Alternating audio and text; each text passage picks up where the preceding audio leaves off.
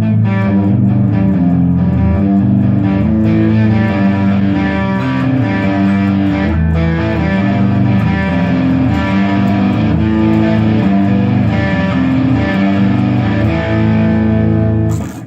this is Rick Brandenburg for North Carolina State University and Turf Bugs and Rock and Roll, and I'm out here in the desert southwest, and we've made a number of videos out here, and it's a great place really to talk about insect management, because in this area these golf courses are sort of like islands in the middle of a large body of water, and you can really kind of monitor what goes on here.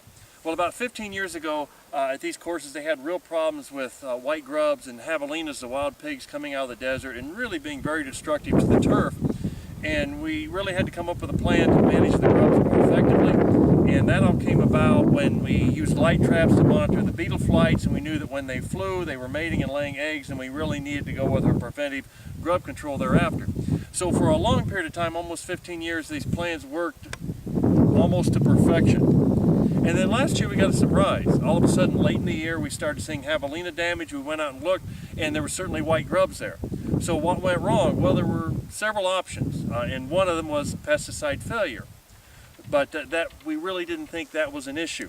So we really had to look into it, and what we did this year is we came back with a real intensive light trap program to really find out where we were on the timing, because historically it was late June, early July. That's when the beetles flew year after year here on these golf courses. So when we ran the traps, we started them early in the spring, we ran them along, and then all of a sudden on one or two of the courses, we started catching them late June, early July, the same time we've always caught them.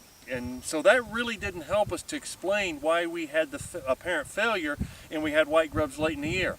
But then on some of the other courses, the first week of August, we started seeing lots and lots, in fact, record numbers of beetles being captured. And then a light went on and told us that, well, things had shifted in certain locations, and that we were seeing either a different species or a different timing of the flights of the same species, and we're working on determining that. But my point is here is that over time, things can change, especially when you have a very successful pest management program. You're putting a lot of pressure on the pest to find a way to escape or around it, either earlier or later. And it appears what happens here on some of these golf courses is that the beetles were flying later, after the residual activity of the initial preventive control program had been applied, and they were escaping and they were being able to survive and cause problems later in the year. So my point here is things change over time. Always be cognizant of that and recognize, and that's why we encourage you to keep monitoring situations year after year after year, because things do change, and if you're not careful, they can sneak up on you and bite you in the backside. Hope that helps. Look forward to talking with you again soon.